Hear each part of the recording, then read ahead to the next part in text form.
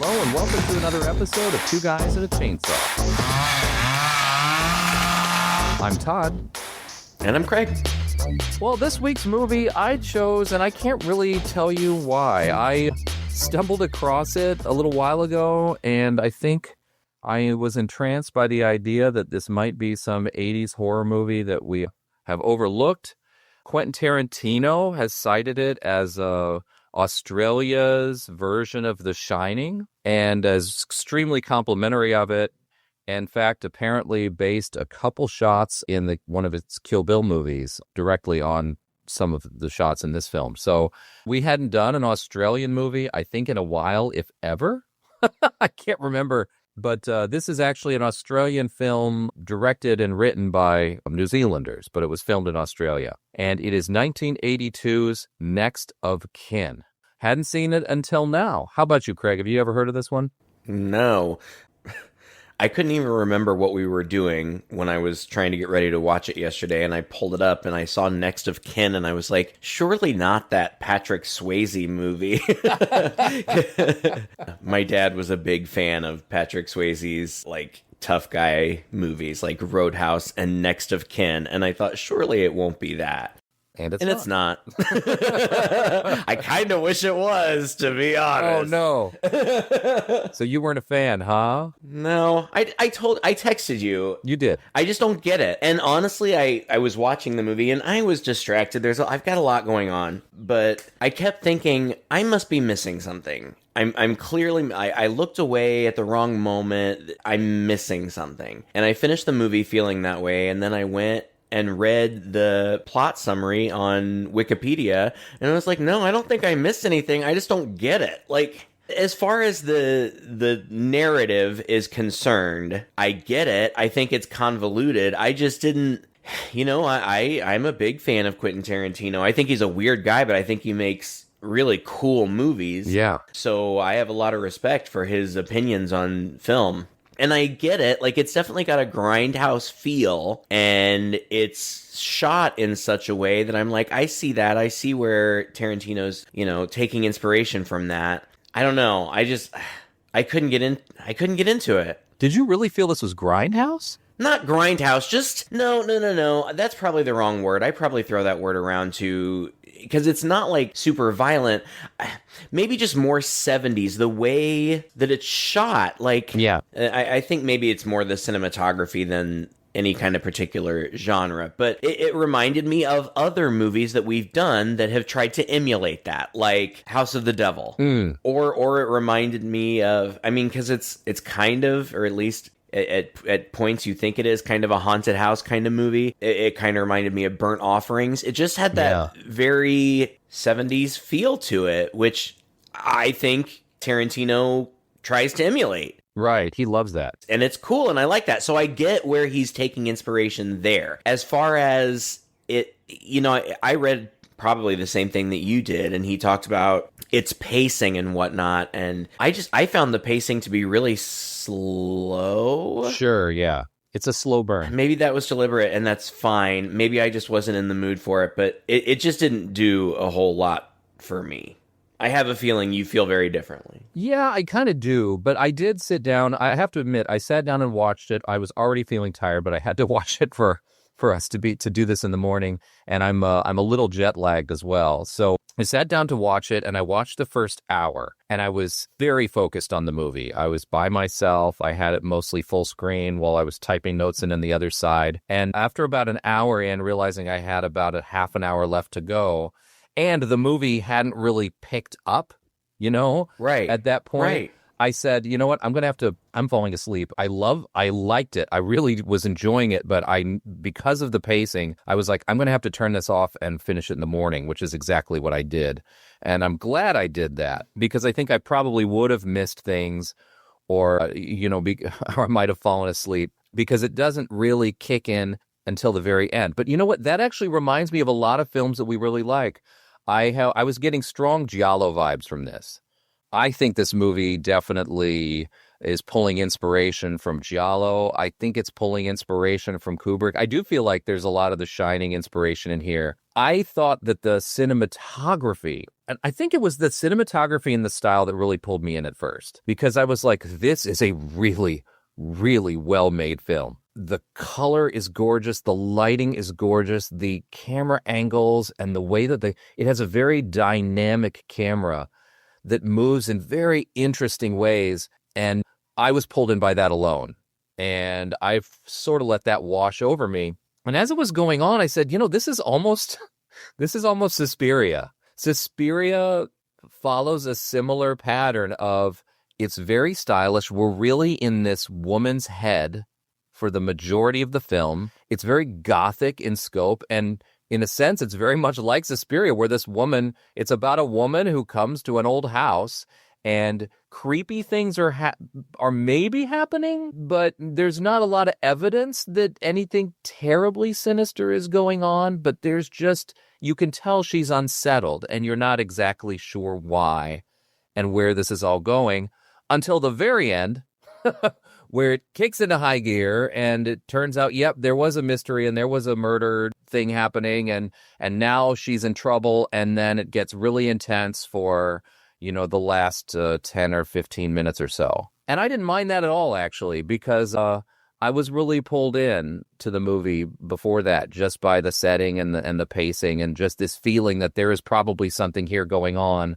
that's all going to come together by the end. And did it?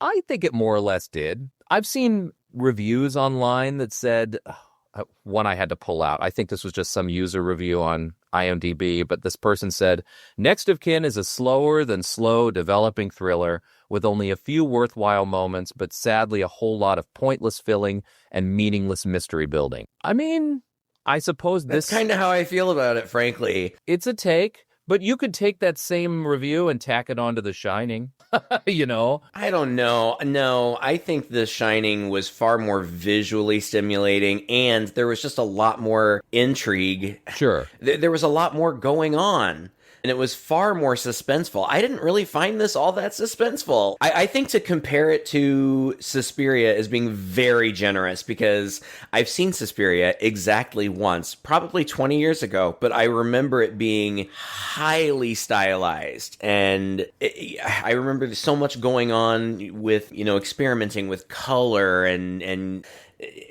you said something about the color in this movie. Nothing stuck out to me in that way. I mean, I didn't think it was poorly shot. I just thought it was fairly typical. Oh, God, I didn't feel that way at all. No. Well, no. You are more of an expert on that kind of stuff than I am. I'm your casual viewer. I don't think you have to be an expert. I mean, either you felt something or you didn't. I mean, it should be invisible. I think there's an argument that if the cinematography calls too much attention to itself, then it takes you out of the story, right? Like, yeah, that's fine. You don't want a movie where all you're doing is, man, that's a great shot, man, that's a great shot, man, that's a great shot, instead of just being engrossed in the film itself and letting the shots do their work invisibly. I don't know. I just thought there were a ton of really amazing shots, and it was an interesting use of slow motion. There was a lot of light and shadow play. I thought that there were some just beautiful camera moves that we'll probably talk about as we walk through the plot, but maybe you'll have to. I mean, I'm not trying to be contrary. I'm just I know, talking about the lighting. There were a couple of scenes that were so dark that I couldn't see anything at all, and I was watching it in the pitch black. The sex scene, yes, and at least one other one too. I don't know. We can when we get to the sex scene, I still thought it was hot because. We can talk about it later, but almost pitch black, at least that one. And again, I'm not being critical. This is a thing that was very typical of these movies. There were lots of day for night shots that were clearly day for night. Sure. So I just didn't.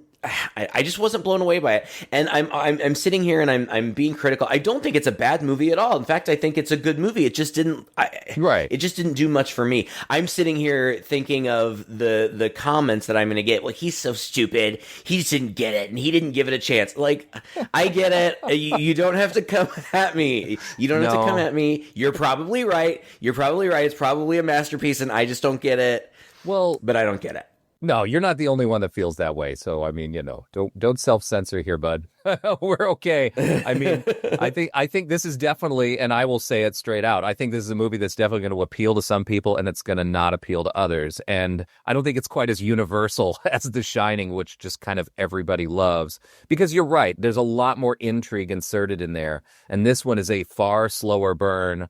There's not a lot of mystery left at the end of the day, whereas with The Shining, you're just kind of left with so many questions. But with The Shining, too, I feel like the source material is so good. Like, it's a really interesting and... I mean, haunted houses aren't original, but it's a fairly original take on it. Yeah. And this story... ultimately typical. It's typical, and it's also, I would say it's more typical for film than it is for literature. Maybe that's a difference between the two also, but it's convoluted. Like, you can put all the pieces together, but ultimately it's stupid. Now wait a second. When you said this is more typical film than literature, I found this to be just a Gothic tale through and through. I mean, come on. I'm talking not necessarily I'm talking specifically in plot. And I guess you're right. Okay, so the closest thing that I would compare it to off the top of my head would be Jane Eyre. Yes. Where, spoiler alert for Jane Eyre if you care about, Victorian literature, but it's this romance between this girl and this handsome, wealthy, aloof man. And this girl keeps thinking she's like seeing this ghostly woman around. And he's like, no, you're crazy. It's nothing. And then finally she finds woman being kept captive in the in the attic. Yep. And it's his crazy ex-wife who he keeps locked in the attic. I would say that in terms of story, this is somewhat similar. Like, it kind of seems like it's one thing for a while, and then I don't know. I thought the big reveal at the end, I thought was just kind of corny. Well, woman gets a letter that now her mother is dead and the inheritance of the mansion that her mother owned is now hers. She goes off to the mansion out in the countryside.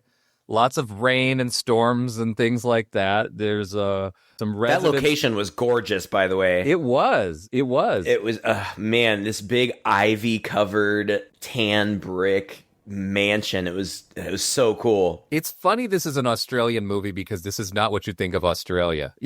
Like this looks like an English countryside type manor or whatever. It does. And then it turns out her family has secrets. There's history. There's a diary that she discovers, that she reads about her mother, which alludes to secrets in the family past. There's like memories of hers as a child that are suddenly coming to the forefront based on things that she's finding in there. Were those diaries lined up like encyclopedias, labeled by year on printed. The bookshelf?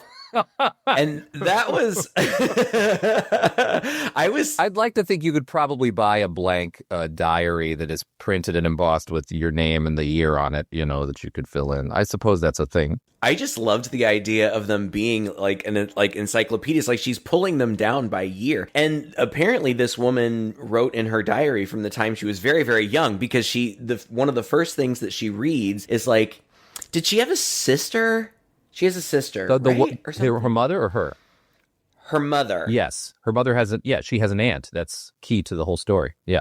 Right, but I was a little bit confused by that. But she talks about how she and her sister were talking about how they'd like to make the house, I think they call it an old folks home, which is what I would probably call it too, but that's maybe not the nicest thing to say. And it is. So when she inherits it, it's not just a big house for her to live in. It's actually a care facility. Right. There's still residents in there. Quite a few. Yeah. But it looks like a nice place, and it's ran by this woman named Connie and some doctor. And I didn't write down any of the actors' names because I didn't know any of them until I read the trivia. Because eventually, and this happens a little bit later, she gets established in the house, kind of weird things start happening, but eventually she meets up with this guy that she knew, apparently, before she left, Barney, who's played by John Jarrett, who is from probably the only, or at least the biggest Australian horror franchise, the Wolf Creek franchise. He's the bad guy in that movie. It's crazy. Yeah, he's very young and very handsome here, but he's good looking in those movies. I mean, that's part of what makes him a good villain, is he initially comes across as kind of very charming. I feel like you're not a big fan of those movies. I liked them. I think, yeah, you probably remember I said I absolutely hated I mean, we're going to have to do it at some point, and maybe I'll revise my feelings about it after, 450 horror movies under my belt. Right. But I just remember thinking that was the most, just a brutal movie with just celebrated brutality, and didn't have much else going for it. That's how I felt about it. I disagree, but I think it's a fair assessment. But what did I skip? I mean, the Mom's Diary also, a new resident shows up. Yeah, a new resident shows up, and she's a little creeped out by that, but you don't really know why. It's just a woman being pushed in a wheelchair by a younger man who... Yeah, but weird stuff happens, like... Yeah. Lightning strikes a tree that falls right in front of the car that's bringing the new resident. I'm like, well, that seems ominous. By the way, how did they do that? I don't know. That was amazing. That was a straight-on shot. No cutaways, a medium shot of this van pulling up, and lightning strikes this tree and it falls down in front of it. It was so convincing, and I just was like, how did they do that? It's not animated, I don't think. It wasn't. I thought it was cool. But yeah, you're right. I didn't think about that, but yeah, that was a bad omen. And he pulls her out of the car, sticks a wheelchair out and pulls her out of the car, puts her in the wheelchair, but then they can't get the wheelchair going. So then Connie just comes out with an umbrella, ushers her in with a cane, right?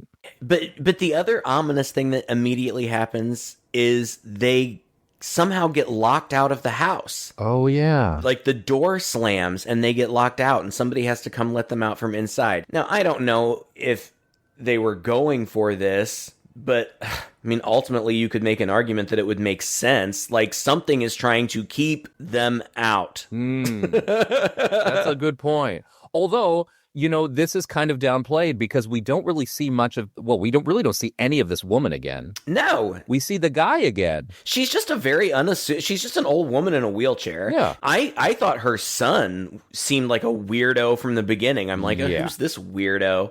Well, he's like the first person, I suppose, that we can attribute to who is this strange figure that she keeps seeing. She keeps seeing this strange figure, usually in silhouette in the distance somewhere, maybe outside in the woods. Maybe she sees figures in the garden when she's upstairs looking out her window. She sees a figure in the window at some point once or twice. So there's this kind of idea she's being watched. Or that she's crazy. Yes. Or that the house is haunted because her mom's diary says that she has seen and heard somebody wandering around the house. Which, when you think about it, I mean, it's an old folks' home. I mean, like, if there's a whole bunch of people living in there, it's not like you're by yourself and you hear creepy footsteps and things. Well, and people say that to her. Like, when she says to Connie or whatever that lady's name is, like, I heard somebody walking around. Well, yeah, that was probably Mr. So-and-so. He walks around at night. Like, there's another part where she walks into a bathroom and all of the faucets are running and the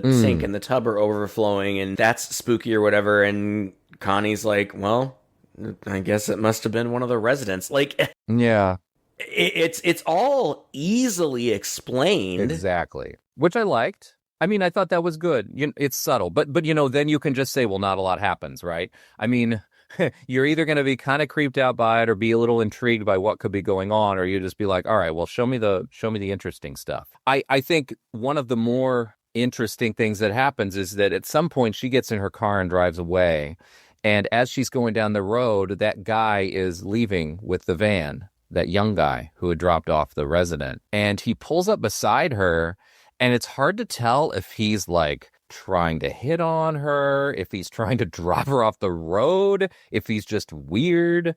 But they exchange some looks and he seems to be just wanting to ride alongside her for a while. And he's giving her this creepy grin. And eventually he just pulls ahead and disappears. No, that scene was ridiculous. I would have called the police. Like, I don't even know if I don't care if that was my sister. Yes, he was. He ran right up on her in the back and then veered around next to her. Now, I think, I may be mistaken, but I think this is a dirt road. You don't f*** around on dirt roads. No. Yeah. And he's in a huge van, a huge full-size 70s rape van with I think the windows all blacked out. Right. And she's just in a regular car and he's not, I mean, yeah, he's just kind of looking at her like, haha, isn't this funny? But then he's veering towards her. A little bit. More than once. I mean, it's not... a little bit. Like, just a little bit. Well, no big deal. No, in his huge van on a dirt road going 40 miles an hour, he's just veering towards her a little bit. That's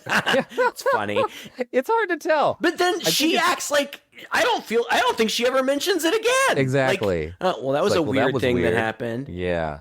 Well, one thing about this girl that I liked is that she's kind of a blank slate. Like, you could maybe even say she was a flat character, but I would just say she's an everyday person. She's just kind of an ordinary gal. And there's nothing wrong with that. In fact, maybe that's a good thing because it gives her this credibility. We don't have any real reason to believe she's crazy. No. Except for the fact that weird things are happening and it could just be her. But there's nothing to indicate that she herself has this weird past or whatnot. But she is having these dreams, right?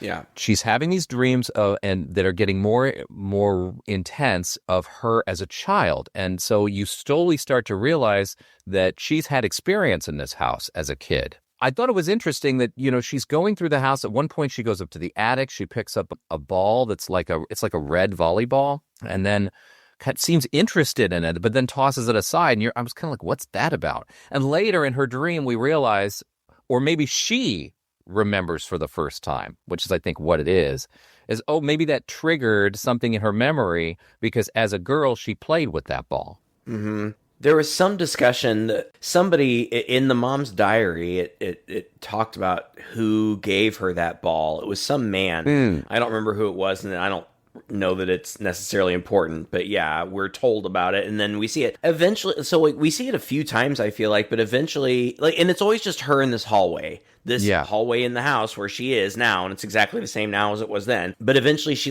ends up in the bathroom and the shower curtain is pulled, but she throws the ball into the tub, and when she goes to retrieve it, she finds a bloated dead guy there. Yeah. But then that happens in real time too. We see that dream in pieces. We don't see that she has actually discovered a bloated dead body until much later in the movie when other stuff has happened. And so the idea is that this girl had some kind of trauma that was directly connected to this house when she was a girl. She just forgot about it. I mean, what's more Gothic than that, I mean, right. It's something that haunts her, and she's up until that point, she's not quite sure why she's so afraid of the hallway and why these things are just unsettling her so much until one of the residents that she's kind of friendly with named Lance. I think she has a history with him too, right? Because she immediately... Maybe he gave her the ball. I don't know. It might be him, right? Because she's one of the first people we see. She has a fondness for him. Yeah, and he's an older guy who's getting along, seems to be okay,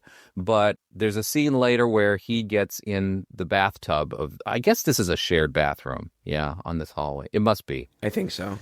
And he gets in the bathtub. I thought this was a very creepy scene. Again, a little reminiscent of The Shining in some ways. Yeah, it was creepy. He's taking his clothes off and he goes to step in. By the way, shot for shot, this whole sequence was gorgeous. So well done. It looked really good. He steps into the tub and then we see underwater his foot step onto this bloated dead body, which was so shocking. That was creepy. And then we see it from above. And then it is this immediate transition, which is incredible, from above where they are now. She's not there. She's off seeing Barney, but it's Connie and a bunch of the other people, including this doctor who we haven't mentioned yet, who is taking him out of the tub and checking his body, so he's dead. So it turns out, as she's reading the diary, this is not the first time someone's been found dead in the tub. Mm-mm. In fact, it's not even like the third or fourth time. No.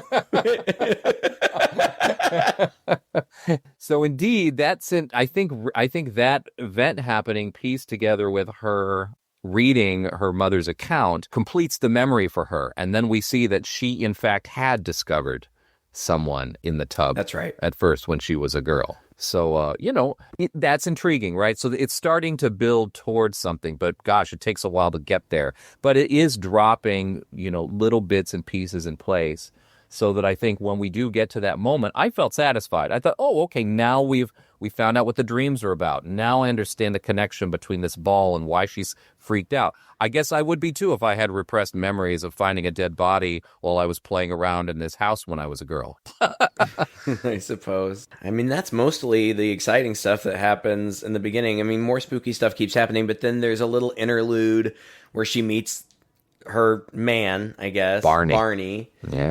John Jarrett, who, again, very handsome, very charming. Favorite part of the movie. Yeah. And they hang out, they go swimming, they visit her mom's grave, and she says something like, my mom and I had a weird relationship. She had secrets. Okay. So there's some kind of history with the mom, which also is very, to me, ambiguous.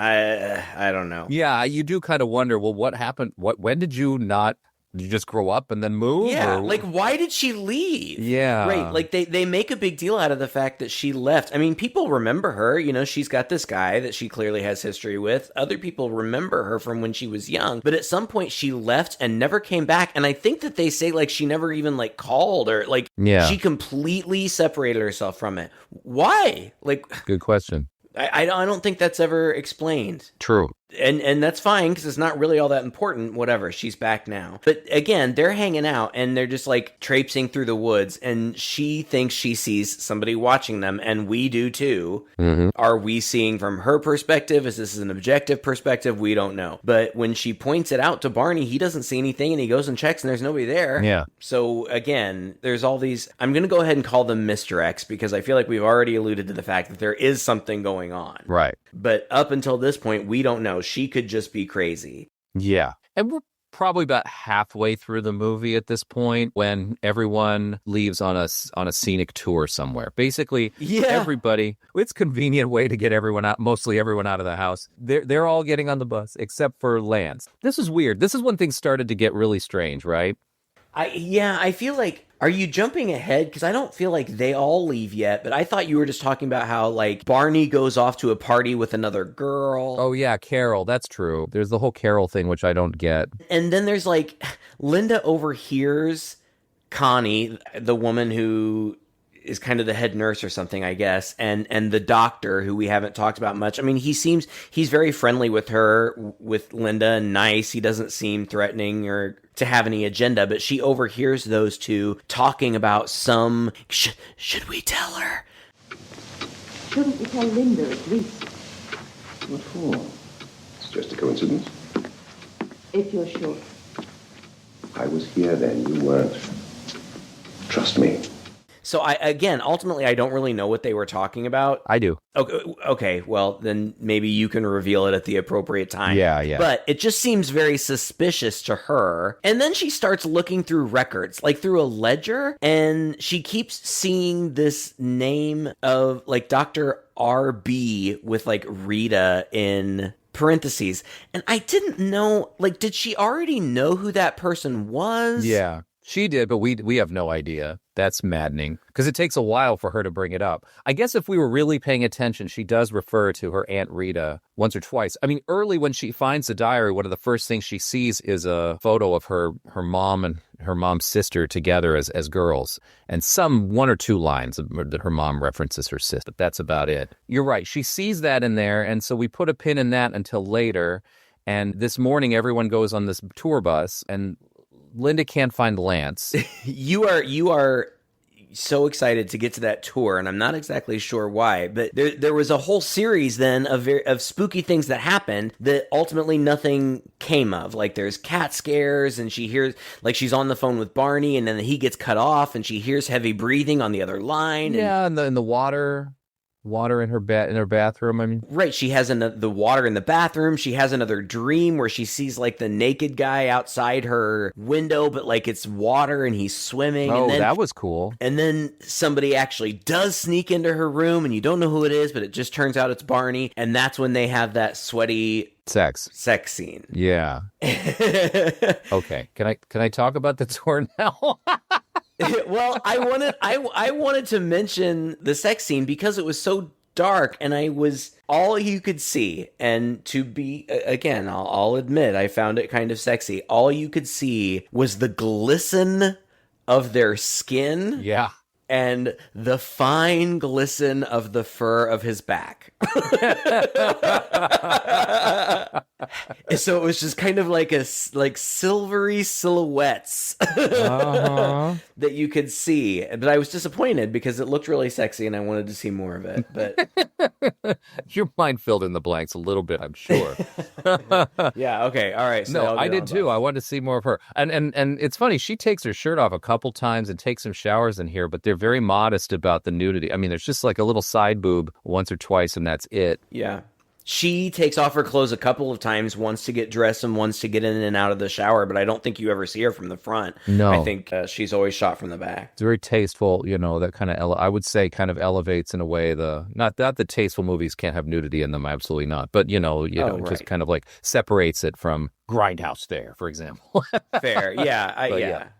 But, okay, so yeah, you're right. So all this happens and there's these creepy things and stuff. And my point is we're halfway through the movie now. So it is a slow burn, but it's not like a whole bunch of stuff doesn't happen, before we get to the 45-minute mark, which I'm just addressing like that comment I read from online. I mean, either you're intrigued by it, you're happy to get these things dripped out to you and trusting that they're all going to make more sense later, or, you're getting impatient. And I think I can feel that I would watch this movie in a different setting, maybe in a different mood, and I would maybe fall on the more impatient side. I can totally get that. I was on the impatient side because it's, I just listed off a bunch of things that happen, but they all just seem random, and ultimately they are. Well, not really. We keep they all have drawing comparisons to The Shining. In The Shining, the things that happen, I don't know. I'm such a fan of that movie, and I've seen it a bazillion times. Maybe if I was seeing it now for the first time, I would feel differently. But it seemed like all of those things were connected. Like they were all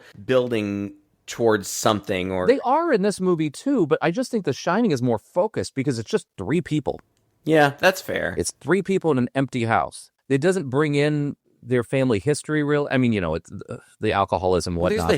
But aside from that, like that's really not, there's no mystery there to unpack. It's just like this house is slowly getting to this guy in its way. And, this I think is just, again, it's just more of a Gothic mystery where there's a past and it's coming back into the present to haunt this person, and it's all going to come to a head and become present, So yeah, I just think it's a different kind of narrative than The Shining. I guess that's fine. It does. I mean, it does all ultimately kind of tie together. I just think that the way that it ties together is silly. Like, okay, the person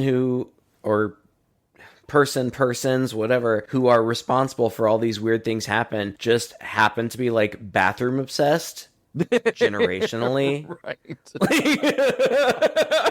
They had a definite all right modus operandi, didn't they? Right, okay. That's fine. Yeah. Whatever. Anyway, so then all the old folks get on a bus. You're right. Thank you.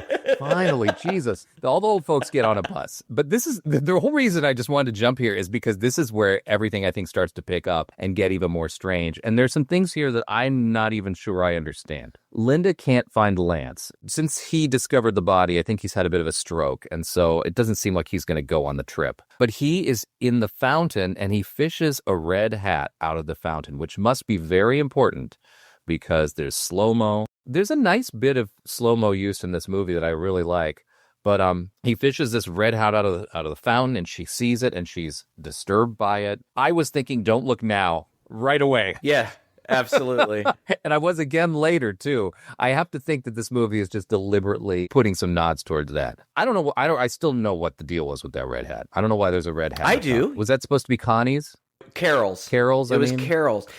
Yeah, Carol was the girl. She's not even a character in the movie. She's just this girl who shows up and takes the boyfriend to a party. It's she innocent. was wearing it. And she was wearing it. Oh. And then soon after this, and I may be jumping ahead a little bit, but it connects it. Soon after this, Linda is in her room and she hears a car horn honk. She looks out of her window and it's Carol's red convertible and Carol is in it, but somebody else is driving. The camera does not zoom in on it. We only see it from the same distance that Linda sees it. But I thought it looked like Carol's head was tilted way back. And I was like, is she dead? Oh. And Linda runs down, but as she runs down, the car speeds away. And then she goes and talks to Connie and she's like, Did you see who was driving Carol just now? Was she here?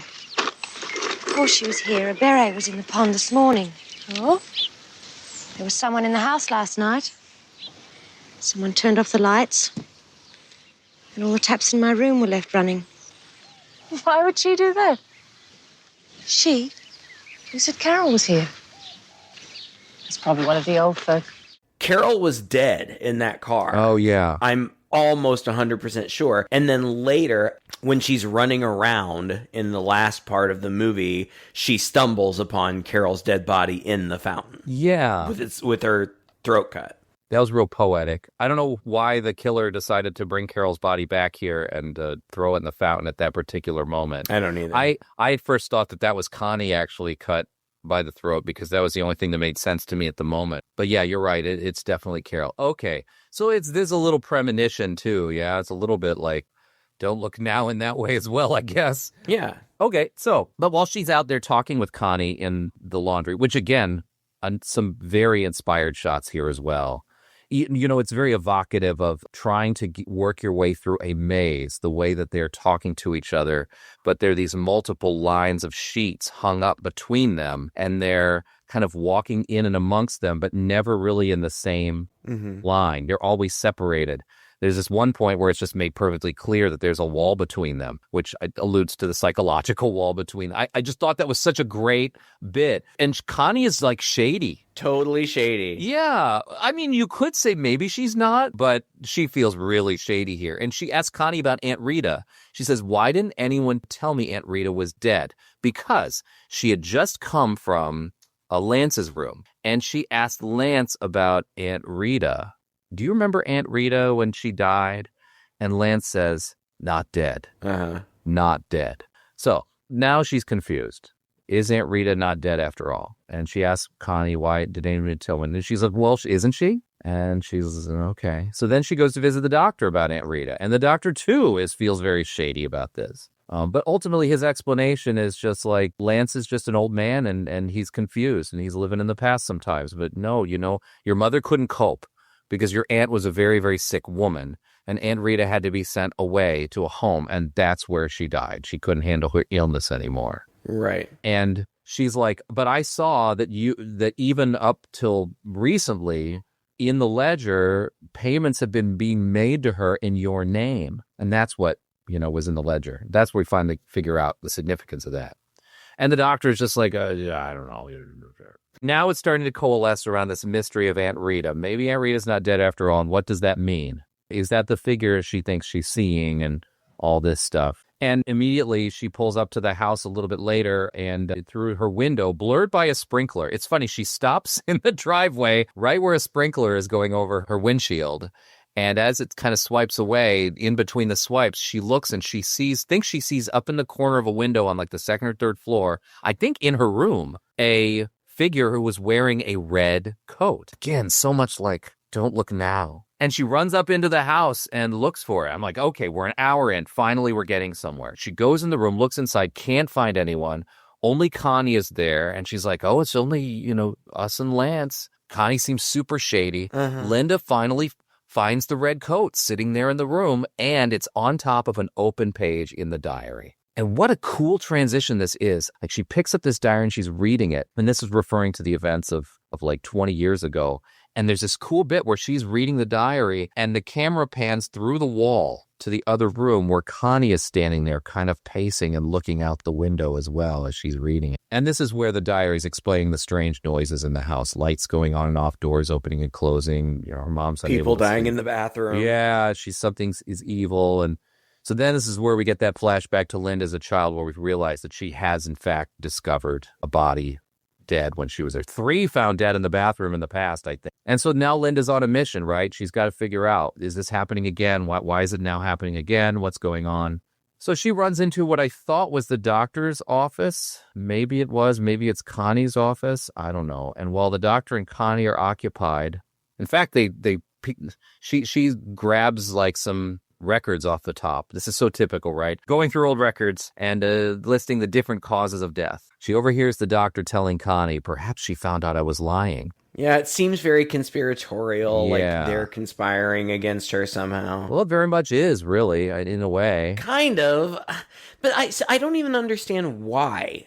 I don't understand what they're keeping something from her, and I don't understand Well, why. I'll tell you why. Because the doctor's listed these odd reasons for death here. The doctor's been covering up. Okay. The doctor in the past has been covering up, and so he's still kind of covering up again, to kind of, I think, save face for the family or to kind of brush things away. And for the family, okay, and for the facility, I suppose. Mm-hmm. Okay. So all those people who died in the bathroom, he was making up fake causes of death. Correct. Like coma. That makes sense. I mean, I guess it kind of makes sense. I mean, ultimately, anyway, carry on. We'll we're leading right up to it anyway, but go ahead. Well, this is great. This is where Linda freaks out. Like she thinks she's kind of sorted it. And so she runs out. There's this great sweeping shot as she tears off out of the house. There's this great sweeping shot down the hall, past the doctor, past Connie, up to Lance peeking through the door. I mean, I would steal shots from this movie if I were to ever make another movie. I just thought this was so great. She gets in her car. She runs to Barney, who's in this fire brigade meeting. It's so funny that she can interrupt this meeting and they just kind of like talk over her. Carry on. Yeah. Like, maybe that's... She is a mess. Like, she's filthy. Yeah. Like, she's just run through the woods. She's run, and she must have fallen several times because she's just covered in dirt, and like there's dirt all over her face, and her hair is a mess. And she walks in and she's acting crazy, and they all just ignore her. Is this an Australian thing? Is this a cultural thing we don't get? Of the politeness of just like, carry on and let the crazy person be crazy until it affects us. I like that part, but doesn't nothing come of it? Doesn't he just take her back? Well, this is the beginning of the end, really. She's like, something's going on, and he's like, okay, let me take you home. And like, they just go back there, right? Yeah. She sends him in to collect the paper. He's like, well, we can get the papers. And she's like, they're down there in the thing. And he's like, all right, let's go. And she's like, I would rather not go in. Can you just do it? So he goes in. He's being the calm, reasonable boyfriend where she's clearly having this panic attack. And then there's just this beautiful sequence where she's just outside and she's kind of looking around, and there's this fountain there. There's a stream of water spraying up out of the fountain, and she's looking at it. And then suddenly the stream of water turns red. And we look at the fountain and we see the fountain is covered with blood. And I thought she was imagining this. Mm-hmm. But somehow while she was standing there, apparently somebody slipped Connie's body into the fountain right there in front of her. Carol. This is the typical, run around and find the bodies at the end kind of deal. Yeah, I loved that shot of Carol with her throat cut was beautiful. I mean, it was gruesome, obviously, but it was a beautiful shot. But I love... This is an old school thing, too, that I love when you see these kinds of practical effects on people, and she's obviously meant to be dead, and her heartbeat was so evident in her throat. Well, like her throat was just pulsing. I thought she was just freshly dead because I saw the pulsing. I thought she was going to run up and try to help her. And then when she runs away, I was like, wait a minute, wasn't that woman like dying back there? Because I saw her neck moving. No, she was for sure meant to already be dead. She was dead a long time ago when she was in the car, I'm pretty sure. Yeah. Now it makes sense. You had to explain that bit to me. I didn't quite get all that. The next part that I found really surprising is because Barney doesn't come out, she goes in and she's like, Barney! And she's looking all around, and she is standing in one room, and she looks across the room, and there's like an open door, but it's dark in there, so she can't see anything. But then a wheelchair comes rolling out at her really fast with dead Barney in it. Yes. Like, that was fast. I was shocked. I was too. I was shocked. And it kind of hits the step or whatever and flies up and over her. Oh my gosh. Didn't we just recently see something where a body kind of improbably fell over somebody? Oh, I don't remember. It was the girl in the basement of Dolly Dearest, yeah. Oh, yeah. But yeah, she's freaking out. See, this was where I felt very Suspiria, because the angles, the light, especially the color and everything, it got very, very stylish really, really fast here. And I liked it. I thought there were a lot of red lights coming in with a little bit of blue and the darkness and the shadows. And Oh, I just love this bit. But yeah, this is the panic bit. And then she runs into Lance's room, and he's still in there. And there is somebody running after her in the hallway. You can just hear the steps. For sure. So she quickly barricades the door, and somebody's banging on the door, and she ushers Lance out the window/fire escape. And he gets away. I thought that was really sweet. Yeah, it was. Like, she makes sure she gets him out of there. And he does. He goes down the fire escape. We never see him again. Presumably, he's fine. At this point, She's running around. She's getting chased. She runs into another room. This is when you see an old woman silhouetted from behind. well, first, no, you were right. I think you were about to say she finds the key and locks the door. She does. Okay. Because there's still somebody out there pounding on the door, and they try to get in. There's this really, really suspenseful moment where she's up against the door. She locks it. She's trying to do it quietly because it sounds like whoever was chasing her was down the hall. But clearly they could hear it because there are slow steps toward the door. And then somebody tries the knob. And I actually, you could see the key turn a little bit. I thought maybe they were going to unlock it from the other side. Oh, right. Yeah. But then you're right. No, once it seems like she's okay, she turns around and looks into the room. And like you say, there is a silhouette of somebody in there. I was shocked by that. That scared me a bit. Well, I don't know. I mean, it was spooky, but I was like, okay, this is it. This is where we're going to find out what's going on. And it is, but it was giving me very, Psycho vibes. Yeah. I was thinking, who is the Norman Bates under this wig? And I would have rathered it been someone else.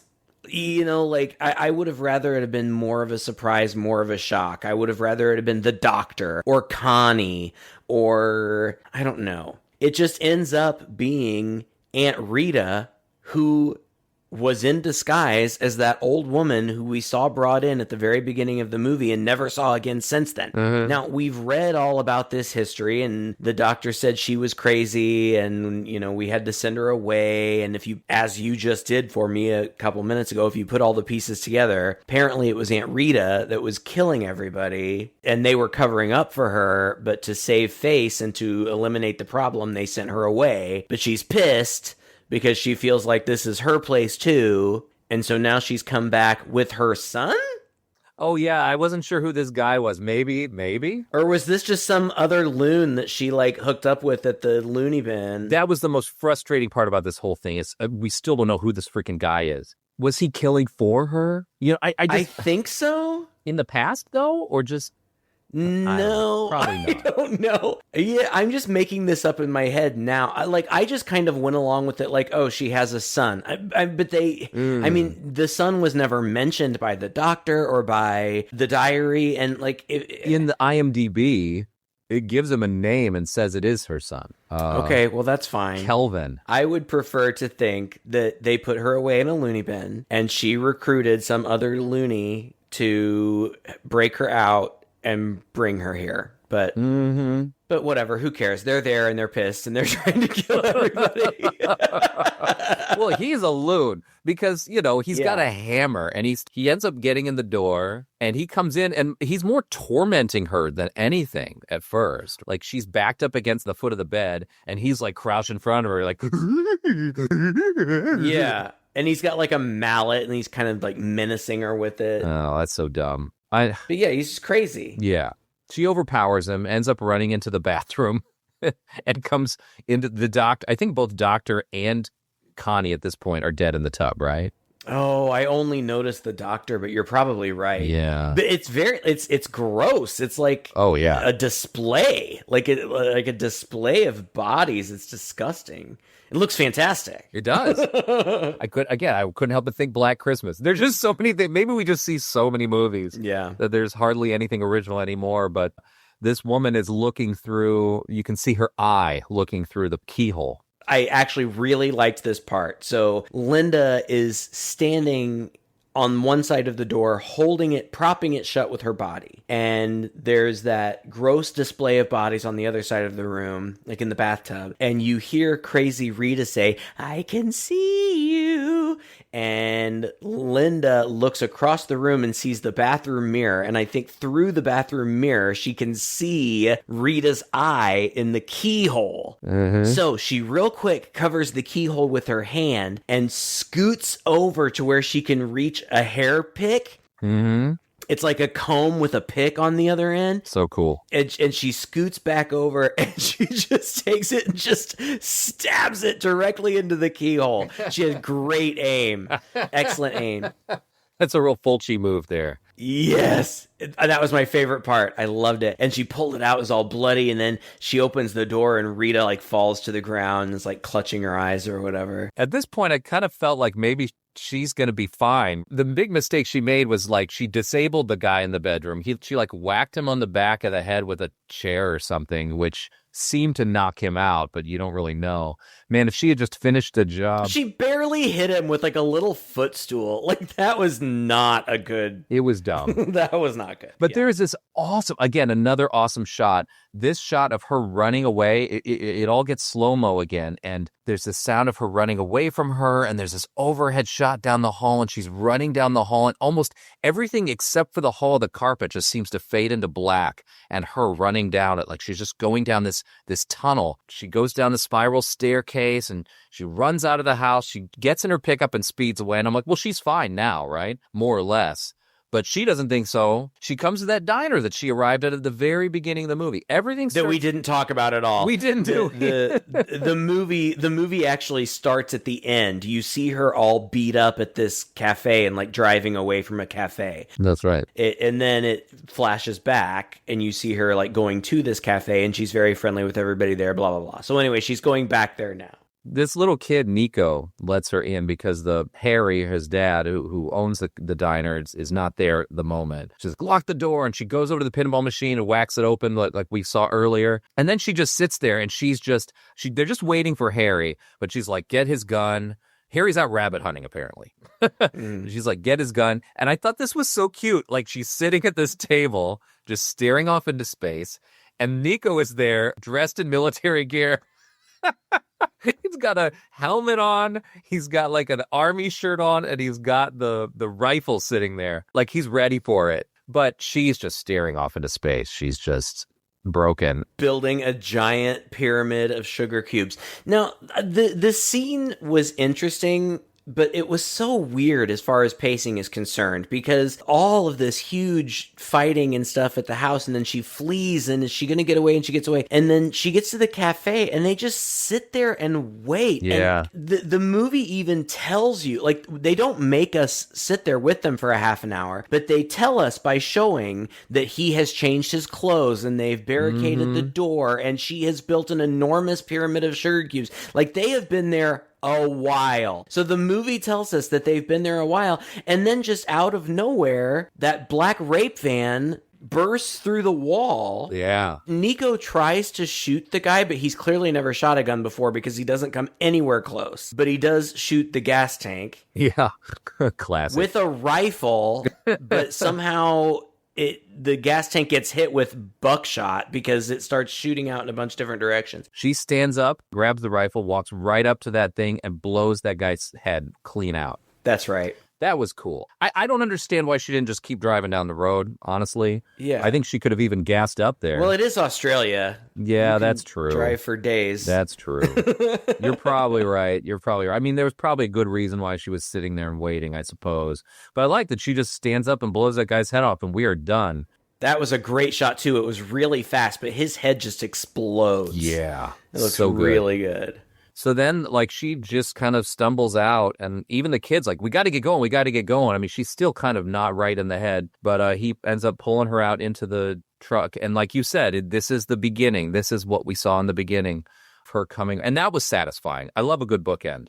Yeah, sure. She gets in the car and drives off. And now apparently this next shot, which blew me away, this next shot was apparently a total accident. This is all one shot. Like, she gets in the car, she sits down, she starts it up. The camera's like in the back seat, basically, of the pickup. From behind them, they pull out, they drive down the road, and then she turns around and looks back, and you hear an explosion. And I thought, oh, this movie couldn't afford to show us the explosion because there's not even a flash of light or anything.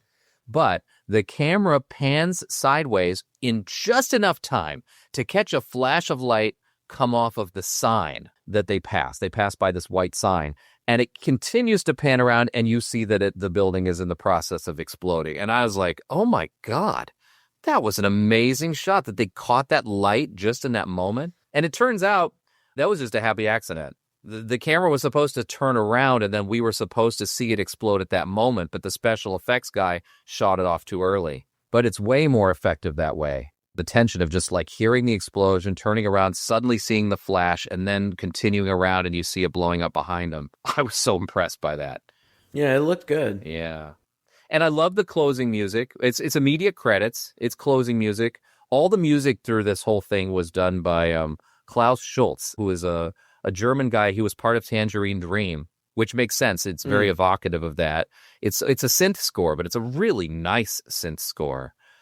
And I really liked it. He's done a couple movies. He did this one. He did horror movies, as a solo artist. He scored this. He scored Barracuda, which was kind of a Jaws/Piranha knockoff in the late 70s. And I thought the music in the movie was very judicious, appropriately judicious. But when it came on, in some ways, again, it was so giallo. It almost felt like the kind of thing that Goblin would have come up with if they were just a little more synthy and sparse, with their arrangements. But yeah, man, I don't know. I really liked it. I don't know what I was expecting. I don't think I was expecting a big action-packed slasher. I wasn't exactly The Shining either, as we talked about, but I walked away from there going, wow, like this is a movie I'm going to remember. I really enjoyed it, and I did wonder if you were going to like it or not. So Yeah, no, as is often the case with these movies, it was a lot more fun talking about it with you than it was watching it for me. I don't think that I will remember much of it, if anything. Maybe that cool stabbing the eyeball part, maybe. Again, I would never... Well, I would rarely intentionally steer people away from a movie. It's fine. It's not bad. We've 100% seen worse. As far as filmmaking is concerned, it's well beyond competent. It's good in terms of filmmaking. I just didn't particularly care for the story. I didn't find it particularly engaging. I didn't really care what was going on. I didn't really particularly care about the characters. So it doesn't get a strong recommend from me. But if you're curious, you could waste your time in far worse ways. What a lovely way of putting it. I mean, I'm going to go against you on this one. I highly recommend it. But obviously, if you're the kind of guy who just wants like an 80s slasher or some kind of modern, very twisty, very action-packed thing, it's probably not going to float your boat. If you like the old Hammer horror films, if you like a slow burn, if you like a kind of Victorian-style Gothic mystery and can kind of sit through that, I think you're going to be rewarded with some beautiful imagery, haunting feelings, and obviously, if you've listened through this far, we've kind of spoiled the whole thing for you. Right. But, that being said, if you were watching this for the first time, if you're that kind of person, I think you would really dig it, like I did.